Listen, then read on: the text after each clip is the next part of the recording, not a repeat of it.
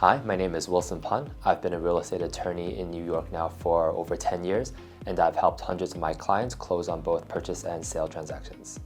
So right after you close on a new home and you get the keys from the seller at the closing table, your first step is going to be when you get into your home, take a look around. You probably just did a final walkthrough, make sure everything's still in the same condition. Assuming that's fine, you should immediately go and change the locks just for security purposes. I mean, you got the keys, but now you want to make sure all the other locks have been changed as well, just in case there are any other parties out there who also have copies of the keys.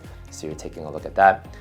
You're going to be contacting and changing all the utilities to your name. So whether it's water and electricity, you want to make sure you contact those utility companies so that they have the new purchaser information and that the services can continue on to be ongoing. So you also want to reach out to perhaps any third-party servicers or any sort of contacts you had in the past where you want to change your address from your previous location to your current location so that you can continue receiving mail. You may want to reach out to the post office to make sure that there's a mail forwarding service in place so that any mail that was being sent to your old address will now be forwarded to your new address, and that you have that mail forwarding service in place. So for budgeting for unexpected expenses and maintenance services, that is actually a very important part. A lot of people, if they never owned a home before or if they were just renters, they a lot of times underestimate the amount of maintenance and monthly costs that would go into maintaining. For example, so a lot of times appliances, may break down. That would be a surprise cost, or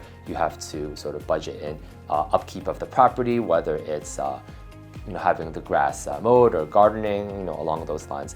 So one example is from a previous client of mine. They bought a property in a HOA in Long Island, and what was different about this HOA and how the housing units were set up was that their HVAC systems were on the roof.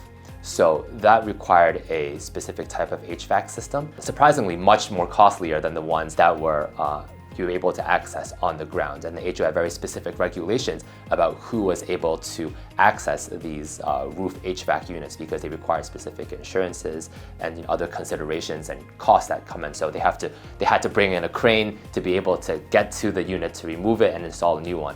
So a lot of times it's also getting to know where you live, the location where you are, and sort of any specific cost that may be niched to your specific home. When you're renting a property, you have a much smaller financial commitment to the property itself.